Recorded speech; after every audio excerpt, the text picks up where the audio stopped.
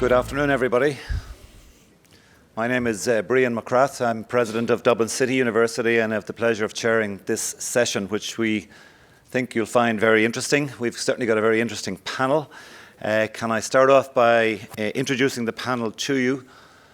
On your left is Libby Hackett, who's a partner with Perrott Laver. Originally in the UK, but just recently, in the last few weeks, has relocated to Sydney, here to the Sydney office.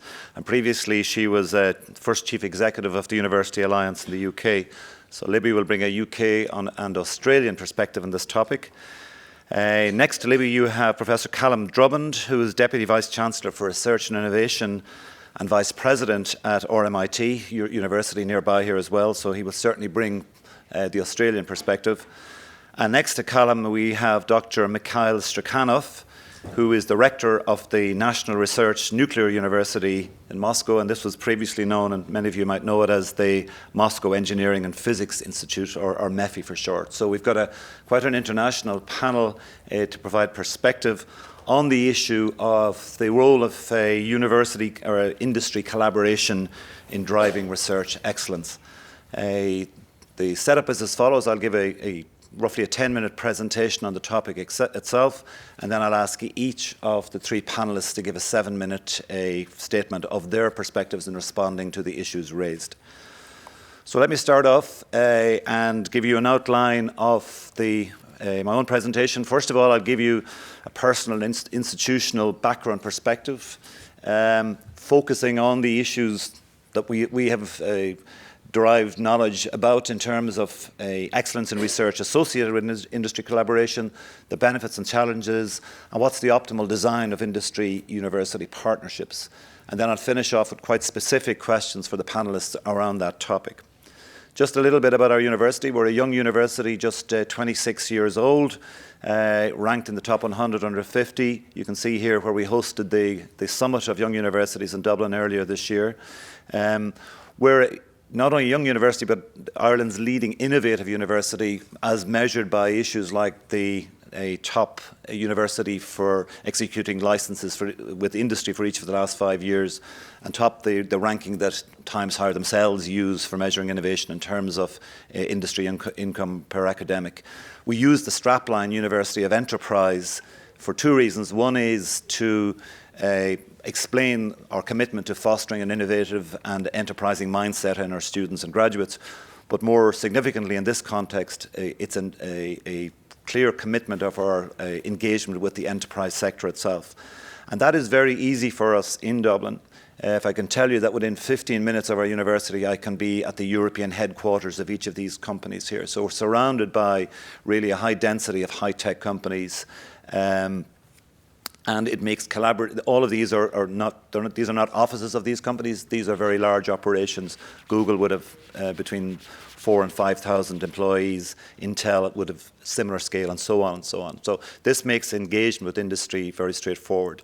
And that has led to us having a significant number of large-scale research centres, national research centres, each of which is an industry academic partnership in areas like machine translation, cloud computing, data analytics, and biomedical diagnostics. Just about the last two, just to give you a sense of the scale of this, the Data Analytics Centre has an investment of €88 million in it, a combination of state and industry itself. It's got over 350 researchers employed in it, so it's as big as anything in Europe. The Biomedical Diagnostics Institute was my last job, so I have a very deep understanding of directing that research institute. But we had companies involved very directly in that, companies like Analog Devices, Becton Dickinson, Johnson & Johnson, researchers on the ground working with us. So I suppose we have a deep appreciation of what it takes to set up industry academic collaborations. We also have created an innovation campus 5 minutes walk from the university, not on a commercial basis, but really to enhance engagement. And really, in the first 18 months, without even marketing this campus, we brought in over 30 companies, over 350 employees. And you can see it goes all the way from startups through small to medium enterprises, right up to large organizations like the Irish headquarters of Siemens and Veolia. In addition to the innovation benefits of collaborating closely with industry, we have found as well that there are other benefits like the co-creation of academic programs. And again, if I mention our strategic partnership with IBM, for example, and this has led to a number of degree programs at master's and undergraduate level in data analytics, where staff from IBM become adjunct staff of the university and deliver the programs, but also helps in terms of internships and industry placements for our students. But the issue in front of us today in terms of looking at industry collaboration and its role in driving research excellence really brings us to the core of the role of universities. And this was common among the sessions earlier today. And I think we all agree in our role in terms of supporting our students to develop as individuals, global citizens, flourishing in the 21st century society, our role as creators of knowledge and disseminators of that knowledge. But do we see ourselves as playing a key role in the innovation ecosystem? And I think that's central to the topic today. Industry certainly sees universities as playing a key role in their innovation ecosystem. I've taken this diagram here from Intel. This is something they use in looking at the virtuous circle of innovation for them. And there's a lot of detail in that, but just two key points, one of them circled. Intel has a clear view on this, that all innovation for them, for example, if you're dealing with a barrier in their technology roadmap, begins with a clear articulation of the problem statement. And then they would articulate that clearly to research partners like in universities, and then get involved in others and come back to industrial applications and so on. So the key message there is that innovation begins with that clear formulation of the problem or need statement, and that because of the different perspectives and the complementary expertise, that innovation process can get enhanced at the industry-academic interface. So that's, I suppose, a key value of industry partnerships. So that's just some background on myself and our university and what has, I suppose, given us our perspectives on this situation. It's worth looking at, in the first instance, the whole spectrum of potential partnerships, all the way from consultancy and contract research right down to high-level strategic partnerships. And I mentioned there some of Intel has done this in a few places around the world, collaborative research institutes. They've done one in the UK. I think it's University College London and Imperial College involved. They've done one in Germany with TU Darmstadt. But in between, you've got discrete projects, multilateral, bilateral, and also industry academic research centres. So there's a whole spectrum there. But going from top to bottom, the degree of engagement increases and the degree of trust has to increase as well. And frequently the duration of such relationships increases going from top to bottom as well. So in talking about partnerships, I suppose we have to be aware that all of these are possible. The title of this session itself asks us, can industry collaboration enhance research excellence? Can it drive research excellence? Well, that, I suppose, depends on how we define research excellence. Is it about publication in high-impact journals? In Europe, Horizon 2020, the major funding area there, they define their category of research excellence around ERC fellowships. These are European Research Council fellowships. Could we imagine a Nobel laureate emerging from research that is carried out in an industry academic partnership? There certainly have been Nobel Prize winners have come out of industrial research, and you only have to think of the STM from IBM as an example of that. Certainly, Elsevier has shown in the past that collaboration with industry certainly enhances citation impact. We also know that, and again it came up this morning, that the so-called relevance of academic research is enhanced by dealing with real issues defined by industry partners. Innovation metrics increase, intellectual property, patents and licenses and so on. And certainly, as currently defined, and I hope it changes, but as currently defined, the innovation category in the Times Higher Education methodology is simply about research income from industry per academic. So certainly it gets enhanced. So that's one of the key top topics for discussion here today. What are the benefits to universities in this? It's clear what the benefits to industry are, and that's why they get involved. But what are the benefits to universities? Certainly it enhances profile. It also means that we answer the question, are universities contributing to the innovation ecosystem at a regional level, at a national level, and perhaps even at a global level? It enhances economic competitiveness of the companies we partner with. It leads to job creation in many situations. So all of these may be important in the 21st century definition of universities. As I mentioned already, it increases citation impact, but we have to be careful here, because in many situations industry partners will put a barrier on publication in total, or perhaps publication timing, and that can cause problems. It certainly can lead to human capital development and by increasing and enhancing the employability of graduates who have worked in this kind of interface space between industry and academia. And it makes it easier for those graduates to get positions in industry. And it can lead to revenue to universities through licenses and so on. What are the challenges? It's certainly a clash of cultures and missions. The corporate culture and the academic culture, it's very clear that they're very different. The missions of university, again, discussed many times today already, but it's about education, it's about development of individuals, about creation of knowledge. Whereas the missions of industry in general is about creating profit for shareholders. Can we find an overlap space there where there's a common space? That's a key question.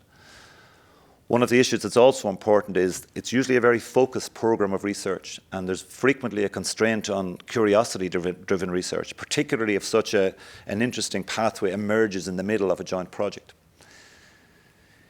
We have to ask ourselves the question, does this sort of collaboration support PhD student development, PhD education? In many cases, the time pressure of such projects makes it more practical to actually hire postdocs rather than PhDs. So that can cause difficulty as well. And finally, the whole issue of intellectual property, which often causes difficulty in industry-academic dialogue and partnership. So what way do we actually create the best circumstances and conditions for industry-academic partnerships to flourish? It's very important to begin with a shared vision. A common vision is critically important, and common objectives. If that's not done from the very start, it can cause difficulties very early on. It's important also to recognize the different cultures and the different demands in the different cultures and try to accommodate these in the program of work. It's certainly our experience that intellectual property principles, if not the detail, but certainly the principles should be agreed up front along with publication procedures. And it's very important about having high-level relationships that build trust and mutual respect. So that's the background from our own perspective in my university in Dublin. So we finish off now with the kind of questions I posed in advance to the panelists. Is industry collaboration important? Why should we do it? Does it in truth drive research excellence? Are we expecting too much of universities? We've just come from a session about the third mission of universities' engagement. This is perhaps the fourth mission. What are the benefits and challenges, and what are the recommendations for effective collaboration? So very shortly, I'll ask each of my colleagues here on the panel to come up and address those questions from their own perspectives. But thank you. That's the end of my presentation, and I'll call on Libby now first to respond. Thank you.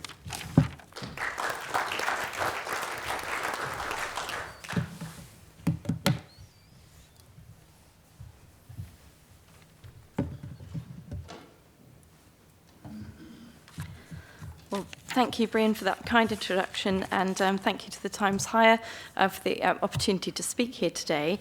And what a great setting, this university and this city, to be talking about innovation and industry and university research excellence.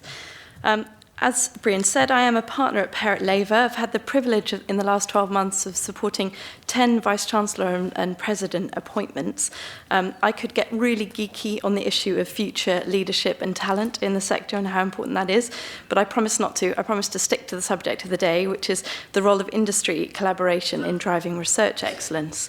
I'll take a particular focus on the government role and public bodies and funding in this space based on my own experience in advocacy and lobbying roles in the last 15 years. There are three things I'd like to cover very briefly. First, to explore the premise of this statement, the role of industry collaboration in driving research excellence. It is an academic audience, after all, so I think we're obliged to explore the premise of the statement.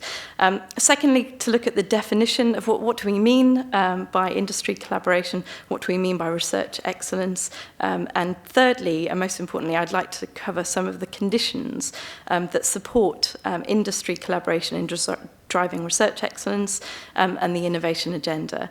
I'd like to look at the supply side, some of the conditions on the supply side, but also touch on the demand side, often forgotten as well. I'll be drawing on UK-Australia comparisons to do this, but clearly my UK experience is a lot richer, so please forgive me, any Australian colleagues in the room. First point, therefore, questioning the premise. Does business collaboration really drive excellence in research?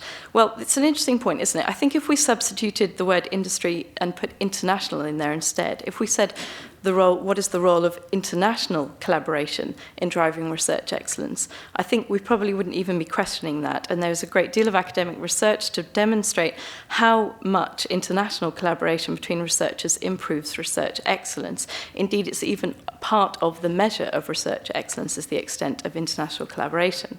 But business collaboration and research excellence, I still think there are some people in our sector that would argue that industry collaboration is not a necessary condition of some research excellence. Therefore, I think it's really important for us to look at what do we mean by industry collaboration and what do we mean by research excellence. On the first point, Brian laid out a really clear categorization of different types of industry collaboration, so I won't go through that again. But I think it's really important to look at this question of what we mean by research excellence. In really simple terms, in my mind, and I think quite simply, you get a narrow definition of research excellence and you get a very broad definition, a much broader definition of research excellence. If we took just a narrow definition of what we mean by research excellence, we'd just look at citations, peer review, and a lot of that feeds into our ranking and our international league tables. If you took this very narrow definition, I do think it would be possible for some to argue that business engagement would not be a necessary condition of research excellence. However, that's a particularly narrow definition. An example that they might give, in fact, might be the OECD data on Australia that was raised this morning in the speeches given. As you all know, Australia is world-leading, top 5 in OECD data for research excellence, but came bottom for business collaboration in 2013. Some might use that as an example to say that these two things are not necessarily that strongly connected. Firstly, we'll come on and disagree and look at a broader definition of research excellence, but I think it's also worth noting that these OECD figures really need challenging, and we have a speaker from the OECD tomorrow, so I'd be delighted for you all to challenge how it is that this country that we're standing in is rated bottom for research collaboration in 2013. I think there's possibly something going on with the data collection there as much as actual truth of what's happening.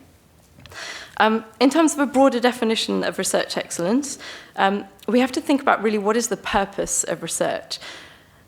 And a simple definition would be to extend knowledge and to have a positive impact on economy and our society. It's the "and" in that sentence that can get really controversial and contentious. So to extend knowledge and to have a positive impact on economy and society. That whether there's the "and" in there or not is still being debated, and some would say that it should not be there and it's just about the extension of knowledge. But I think that we've moved past that phase really, and clearly the level of public investment in research has led to an inevitable increased focus on value for money, return on investment for the taxpayer, and therefore an increased focus on particularly the economic impact of research, but also the social impact, as we were hearing about from the previous session. In the UK, for example, there's clear political consensus around research excellence and impact. And in Australia, you heard Simon Birmingham earlier today, your new higher education minister, and he wasn't able to complete the sentence about research excellence without mentioning the word impact. So I think there is a real consensus built there. And if we take this broader definition of what research excellence means and this wider impact of research on economy and society, it is then that the role of industry collaboration becomes really important in driving research excellence. And my third and final point is around these conditions that can support business engagement and innovation in driving research excellence. I want to quickly look at supply side and demand side. So on the supply side, there are 3 conditions that you can identify from the UK context in terms of conditions that have supported business engagement with research.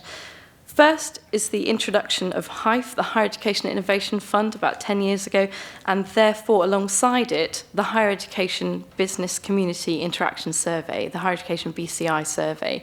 What this meant was that a dedicated direct funding was put in place to drive higher education and industry engagement. It was a small amount of money, actually. It was a couple of $100 million compared to a few billion of research funding. So in nominal terms, it wasn't a big amount, but it was really significant. It created a cultural shift, and it created an environment where people wanted to be top of the HIFE table for funding. it also facilitated this measuring and recording of activity for the first time. So it was through your outcomes from the HEBCI survey that you got your HIFE funding. And therefore, for the first time, across all of the university sector, they were measuring and recording activity. And the UK now has 10 years of practice and evidence of measuring and recording business and community engagement. We saw this culture shift with things like the first ever teams, dedicated teams around external engagement, knowledge exchange and transfer, our first PVCs for knowledge exchange and transfer, and some big wins such as the Imperial Innovation Centre at the University of Imperial and Cambridge Enterprise. Now, you can argue a bit around chicken and egg around when did this culture shift actually take place and what role did HIFE have, but I do think it's really interesting to note that this small dedicated direct funding stream that had alongside it the survey that recorded activity was a really important condition. Condition number 2 was that where there is a major government body to support industry, and in the UK it's called TSB, or now Innovate UK, that higher education was really fully integrated into that from day one. That certainly was the case with TSB when it started, and now with Innovate UK. It meant that proposals such as the KTPs, the Knowledge Transfer Partnerships, and Catapults, as a recent example, were absolutely hand in hand with the higher education sector, and that integration was really important. Third condition, and I'm running out of time slightly, sorry, is around impact. So the introduction of impact as part of the assessment of research quality. And you'll all know that REF in the UK, the Research Excellence Framework, has included impact for the first time, and that genuinely impacts the 4 or 5 billion of research funding that goes out in relation to that. So whether you agree with the intention or not, the success of shifting measurable activity over the last 10 years has happened significantly in the UK. I draw a quick comparison to Australia. Australia, interestingly, has no direct equivalent to HIFE, no sort of direct dedicated funding stream, and I think, therefore, no equivalent to the HEBCI survey. There's no sort of national agreed measuring of your data and information on business community interaction. You don't measure it, you don't record it in the same way. And I think that's what's affecting the OECD stats a great deal. If you take an example from the ATN, the Australian Technology Network of Universities, we know that 70% of their research income comes from industry. So there are many examples of where there's a huge amount of interaction between your universities, your research, and industry. Renee is here today from ATN, so if you want to hear more about that, please ask her. But I do think there is something around that. The second condition, the one about the the major government body and universities being at the heart of that, Innovate Australia exists, and that was there first, so you can see where Innovate UK got its name from. But universities are perhaps less well integrated in Innovate Australia as they are in Innovate UK, and it's just something to put out there in terms of the conditions of support for this. And thirdly, the impact agenda, and those of you in Australian higher education will know that you were first to the table with this between the UK and Australia, and we often compete on these agendas.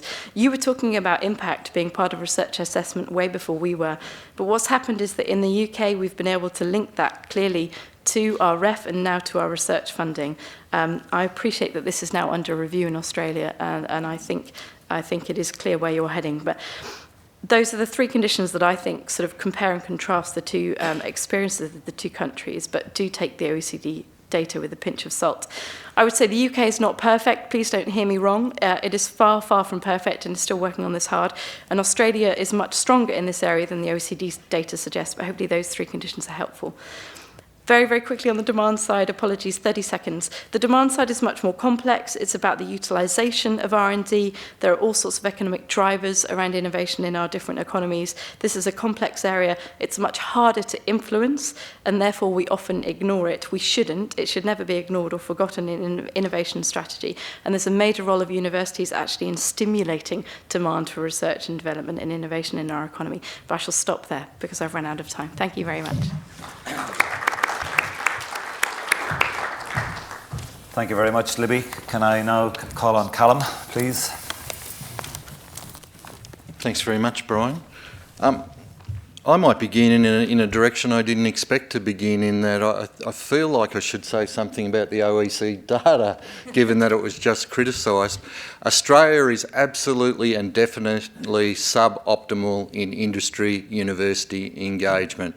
It's not the data, it's our national innovation system, and we need to take ownership of the problem and do something about it. It's kind of like being an alcoholic. First of all, you need to admit that you've got a problem, and once you admit you've got a problem, then you can go about addressing that problem. So we can argue whether it's 5% engagement or 10% engagement. We are at least 1/10 of Scandinavian countries in our industry university engagement, and there might be some problems with the data around the margins, but at the gross level in the round, there is a big problem, and we need to address that in our national innovation system. Now, where I was going to start is I think Brian and Libby have done a fantastic job in setting the scene, the context, the areas that are important in this. So I'm just going to focus on two aspects. One, I'm going to provide a little bit of background on me, so you can pigeonhole me and see where I come from, and you can say, oh yes, he's got that view because that's his background. And then I'm going to make some statements which to some in the audience might be quite challenging, and I hope that'll actually stimulate some discussion in the Q&A session that we have after the small elements of discussion from the panellists. So first of all, I've been doing industry relevant research for close to 30 years. I spent 27 years in CSIRO, arguably Australia's best research translation organisation by a long way. I learned a lot of lessons in that 27 years, and in the last 2 years I've been in RMIT, which is an applied university, very proud to call itself an applied university, and very, for its 127-year history, being focused on industry engagement and delivering value to industry. So I've personally worked as a project leader or a project team leader, member in 30 projects for industry.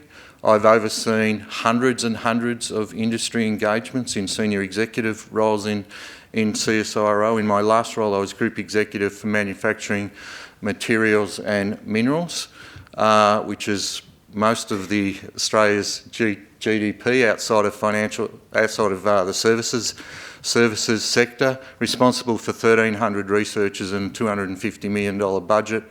I also took technology out of CSIRO into a startup company and was part of the team that commercialised that and raised close to 60 million in venture capital, ultimately listed on the London Stock Exchange, and it's still trading, and in the energy storage devices that the company makes, it's sold 11 million devices to date, and it's fully export orientated, it has no sales in Australia. So that's a little bit about my background, and very, very strong advocate for doing industry relevant research. And in that context, I would argue that for society, the conduct of excellent research is necessary but not sufficient. The research community needs to be focused on doing relevant research. The generation of new knowledge needs to be contextualised to the needs of society, whether that's generating prosperity, improving our quality of living, whether that's delivering on the type of social agenda that we'd like as a community, or whether that's ensuring environmental sustainability. But I would say excellent research needs to be conducted within the framework of being relevant to society's needs. We always hear an argument of applied versus fundamental. What should you be doing? Should you be doing applied research? Should you be doing fundamental research? What's the balance between fundamental and applied? And you hear the same conversation around should we be focusing on curiosity-driven research in the university sector, or should we be more involved in industry mission-oriented research? And so there tends to be a conversation around what should the focus of universities be, what should the balance within that be. I once heard someone said there's only two types of research. There's good research and there's bad research. And so I think the argument around trying to constrain the type of research or silo the type of research is a false argument. I think there's a continuum of research from curiosity-driven to I guess the big D end of R&D, but we shouldn't necessarily get caught up in the conversation around whether it's applied or fundamental, whether it's curiosity-driven or whether it's mission-oriented. I've been involved in lots of reviews of this relationship between research excellence and impact, or research excellence and benefit to the communities beyond the academic community. And by and large, if I can generalise, what I've seen in the data is that people that deliver sustainable value to communities beyond the academic community generally have excellent research metrics as well. Now we can discuss whether if there's any cause and effect there, whether you need to actually be doing excellent research to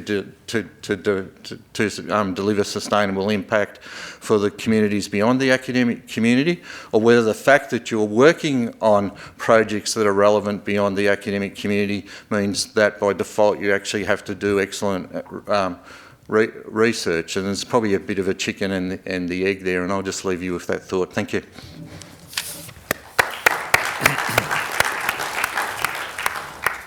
Thank you very much, Callum. And our final panellist is Dr. Mikail Strikanov. I will start with description of our university, and it's very well known in our country as a research and educational center for nuclear radiation and nanoscale technology and engineering. We closely cooperate with leading industrial companies in our country in nuclear technologies, electronics, machinery, space technology, life science, and others. Besides industrial cooperation, the second driving capacity for our university is international cooperation in research and education. And MEFI participates in major parts of international research collaboration all around the world in physics and in interdisciplinary science, where particle physics, nuclear, and nanophysics are used. As to income from industry, it closely comes to 45% and includes contributions from projects on nuclear, radiation, electronics, space, IT, and engineering. Our university was established 73 years ago during the World War II, and it was re-established 7 years ago by presidential decree as one of the first Russian national research universities. And cooperation with industry was one of the reasons for its re-establishment. We have headquarters in Moscow and 20 campuses throughout the country near industrial enterprises. The connection between our university's branch and enterprise is very strong, and the university trains their students according to requirements of industry. A lot of employees from enterprises participate in students' training, and university uses enterprises' facilities.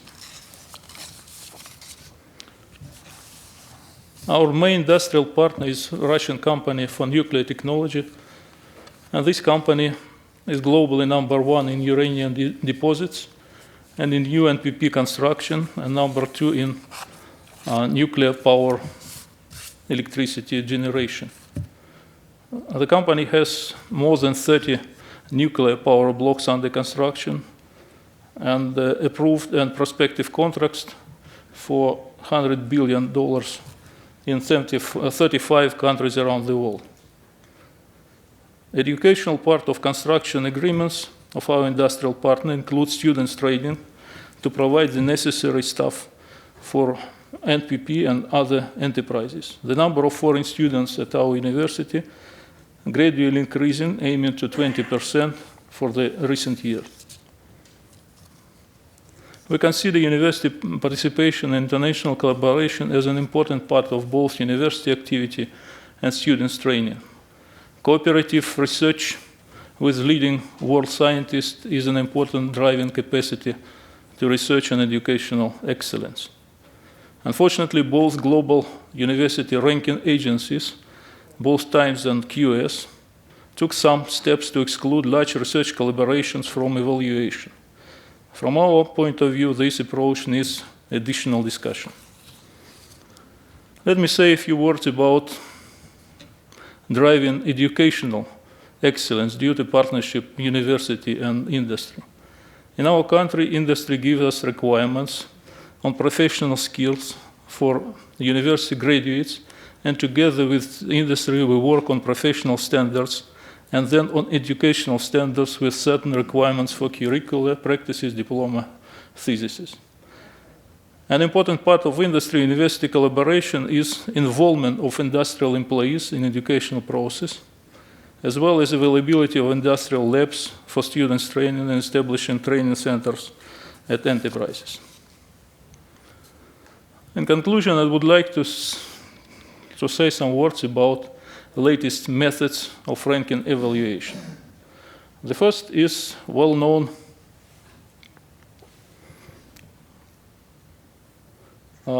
both for Times and QS, and they made some changes to exclude publication with many co-authors.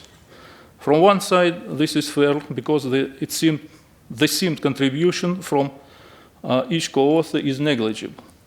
But on the other side, the most fundamental results of research are often achieved at large installations with a large number of scientists participating, and these results have one of the highest citation indexes. What policies should university pursue following this instruction? To exclude our researchers from major experiments in Europe and United States. Let me just. This slide demonstrates two large collaborations in physics and in medicine. The first one is Atlas and CERN, with average citation index per paper, which is about 4 times more than average citation index in physics. The second is about Cancer Genome Research Network, with average citation index per paper, which is also 4 times more than average citation in life science. Some words about careful normalization. Citation normalization should lead to accurate balance between different research fields, such as, for example, biology and humanities. Inaccurate normalization might lead to wrong results. The typical wrong result is shown on this slide. For our country, 300 times better citation per faculty gives score that is 2.5 times less.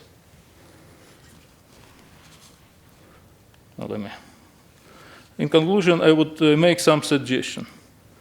We would love to have rather stable methodology and evaluation criteria from our ranking agencies. We would suggest to take into evaluation large collaboration, and the citation for them could be also normalized by reducing, say, by factor 2 or 3. From my point of view, cooperation with industry is underestimated in Times Higher Agency ranking. We would like to suggest to increase the weighting criteria by factor of 2, increasing it from 2.5, say, to 5. Thank you.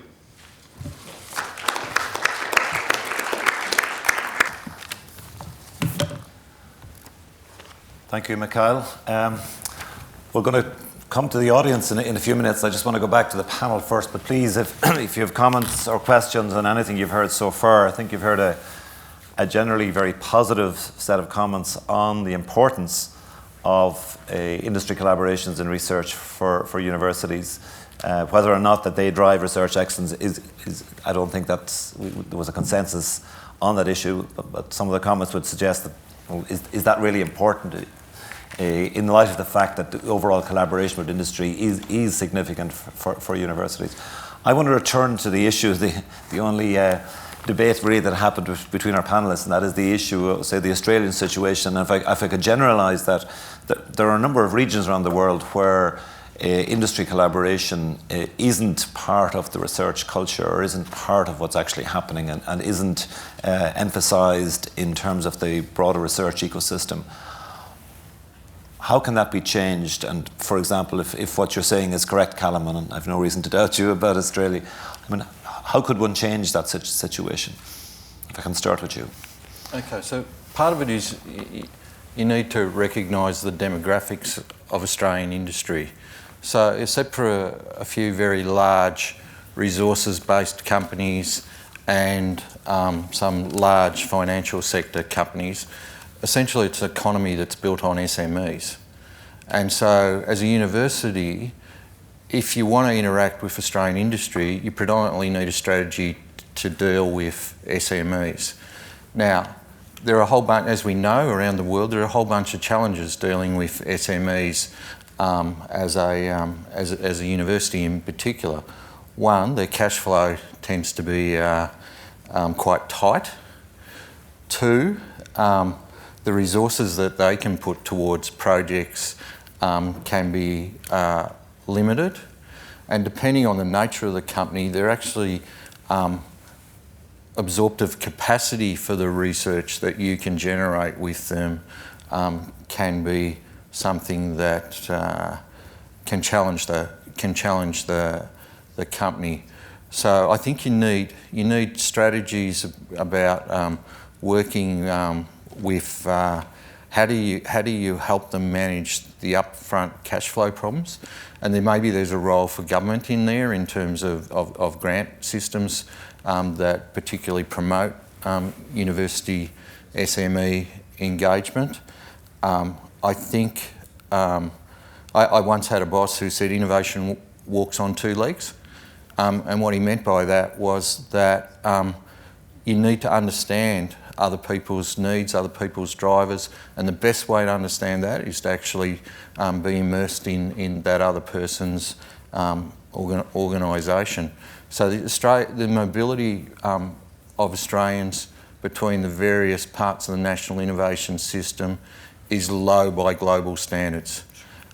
So many people don't have that good appreciation of the needs and the drivers within the other parts of the national innovation system. So I think any strategy that's focused on mobility and encouraging movement between that would be also useful.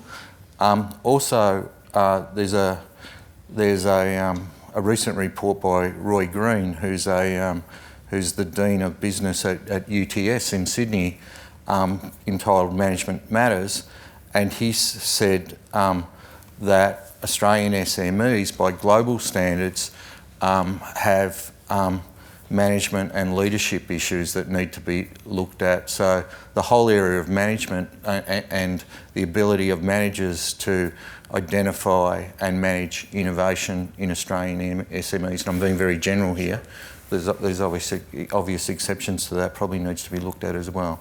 So there's a number of areas that we could potentially tackle. Okay. Libby, do you want to come back in, given that you were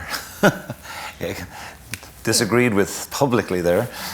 Well, I don't think we do disagree. I think I was saying that it's better in Australia than the statistics would suggest, but given that the statistics put them bottom, I think there's a lot of room to improve still.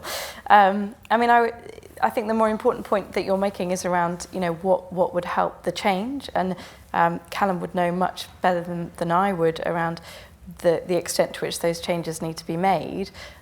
What I've observed is what's happened in the UK in the last 10 years or more, around how this cultural shift has been encouraged.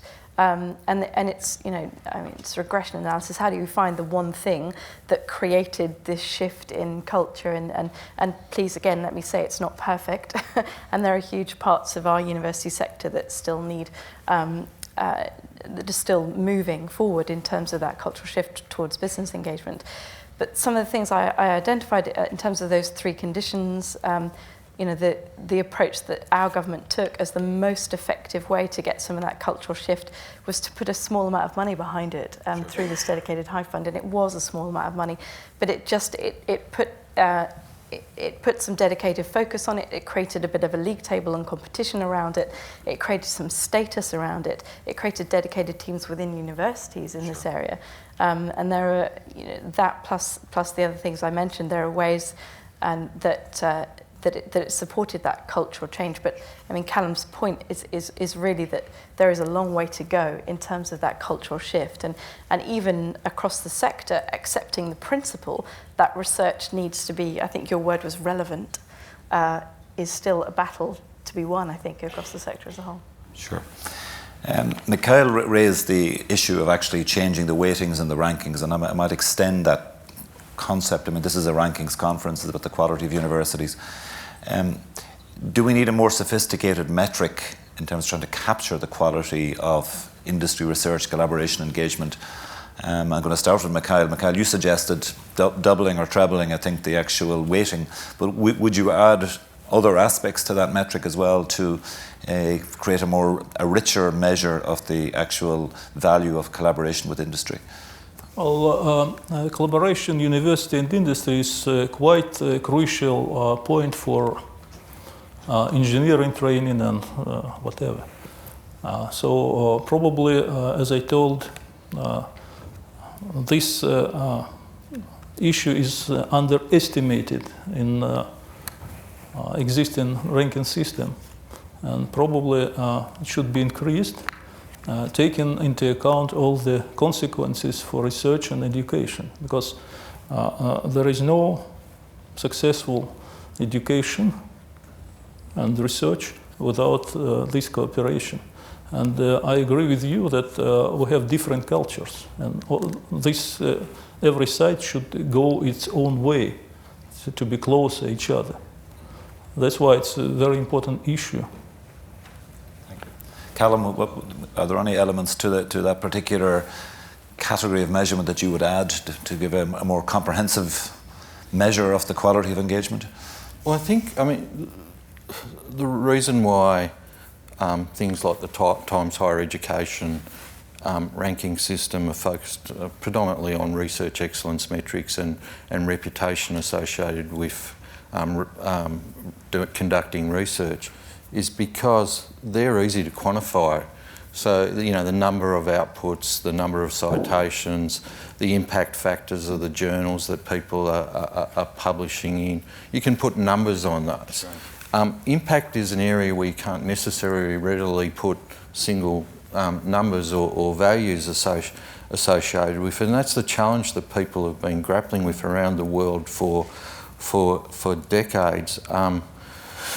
You know, in the UK, they moved to a case studies type of approach to try and tell the story of universities' role in impact, and that's one method, but to some extent it's still qualitative, sure. And that's still a challenge. And you get a whole industry built around the preparation of the case studies, which is another conversation we could have. Where some people have gone, and Australia's been looking at this, and this has pros and cons associated with it, is to just look at it in purely monetarised terms and try to use industry engagement as quantified through what industry is prepared to pay for as a de facto lead indicator of ultimate impact. And there's still a lot of active dialogue into Australia because you don't capture a lot of industry engagement in that and unless you calibrate it for disciplinary differences and that, you don't necessarily get a good appreciation for the real impact from a discipline basis. The other, so the approach that CSIRO took was, and quite a number of organisations are now doing this, is to try and articulate the path to impact or the pathway to impact, understand the role of your organisation in that, and understand what partnerships you need in order for the ultimate impact to be delivered. Because universities don't deliver the final impact. Universities are right up the front of that value chain, right? So if you want to do impactful research, then I suggest it's a good idea to understand how that chain's going to work and who's ultimately going to deliver the impact, and then you can. But it's still you're telling a story in a way. Thank you. Libby, do you want to come into that before I go to the audience? Or? Oh, go to the audience, I'm sure. Okay. So it's your opportunity now to raise any questions or issues. Yes, Philip, if you could please stand and give your name and wait for the microphone before delivering your questions, please. My name's Philip Harvey. I'm Vice President at the University of Canberra, but before that at the University of Sheffield in the UK, so like Libby, a recent arrival to Australia. Libby, I was interested in what you were saying about narrow or broader definitions for research excellence, and maybe that goes to the heart of some of this discussion and debate. My question to the panel, Brian, is we're concerned with university rankings in this conference. Do these rankings matter to industry? That's a good question, Philip. I'm going to immediately pass it on to the panel. Mikail, can I start with you? Do you think the rankings matter to industry? Well, I think that ranking is not enough matching industry, but it does match industry, but in some way. Mm-hmm. So probably we should think about how to improve this. Libby, your perspective on this? I think I'd go to Callum's two legs example. I think industry are much more focused on who will act as a good partner and who understands them and who they have contact. And you see this over and over again. So some of the big blue chip companies will be working, yes, with the sort of famous research intensives, but they're also working with the university down the road very, very effectively in all sorts of areas, doing really interesting things. And industry, I think, is much less hierarchical. It's much more concerned about whether you're going to meet the commercial ends of what they're looking for, bluntly. So, Brian, the big end of town, from my experience, and I've been part of strategic research alliances with Boeing and GE, for example, they have business intelligence units where they actually do very deep due diligence on the capability within the university sector. So if you're Boeing and you're interested in developing the next version of the 787 Dreamliner and you need a new type of carbon composite material to include in that build, they know exactly who in the world are the best people in the area of carbon composite, and they don't really care what university they're in. They're buying in the specific expertise. If you're a smaller company and you don't have that, usually it's through personal networks, and it's also through to some extent the reputation of the universities. But there's also a connection which we all know, is that students actually choose universities on the basis of reputation to a large extent, and by and large that reputation is built on the research reputation, not necessarily the teaching and learning reputation. Yeah, I have my own view on this. Certainly my experiences with both ICT companies and biotech companies, they don't look at rankings at all. They work with individual researchers or research groups or research centres that they know what, exactly as you say, they know what their strengths are, and they have no particular interest in rankings at all, certainly. But anyway, further comments, questions?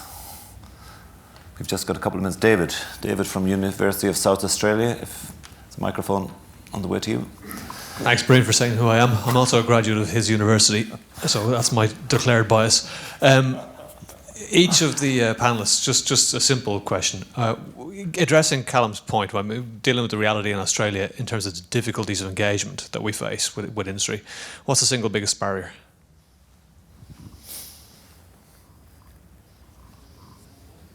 There's a direct question to you, Callum. I think developing a joint understanding. I think it's really got it's. I mean, it's one of these wicked, complex problems. So there's no single solution, right? So let me put that caveat first. But I think at the moment we have disconnected parts of the national innovation system, and so anything we can do to start bringing those parts closer together and understanding the drivers in both systems, we're going to build better relationships. And after all, it's all about relationships. I also think we've got the wrong drivers in at the Commonwealth level at the moment in terms of promoting industry-university engagement, because pretty much all our research block funding is based on research excellence measurements rather than engagement or impact. If we're going to be serious as a country about universities delivering impact, then the funding needs to follow that proposition, in my view. Thanks, Callum. Any final comments or questions before we... Yes, there's one up here. Renee? The microphone's on its way to you. I just wanted to follow up on the comments made by Libby, basically around the role of the government and the policy. And even though the UK only made what is potentially a small investment, it seems that because both sides of politics for a long time have now continued that policy, that it's become part of the culture. And I guess my question is, how significant do you think that bipartisan approach has been to the success of that cultural change? Yeah, it's a great question. My view is that it's been absolutely critical. It's at the heart of this. If you had different governments coming in, different ministers as well, it's not just bipartisan. It can be a change of minister, as we well know. And the consistent emphasis that has existed politically and across different parties, and it's not just the high funding, it is the impact agenda on research as well, but and the TSB initiative, the UK Innovate initiative, that the consistent connection between research, science, innovation and economic growth, and that political consensus around high skill, high innovation economy that exists and has been driven. Take or leave how well they've done it or the effect of it, all those things, the consistent desire to do it and the drive to do it for the last 10 years is absolutely at the heart of some of those drivers that have helped shift the culture, definitely. Okay, I think we have now run out of time for this particular session. Can I thank all of you for your attendance and engagement, and can I thank the panel, in particular Mikail, Callum and Libby, and can I ask you all to show your appreciation to the panel.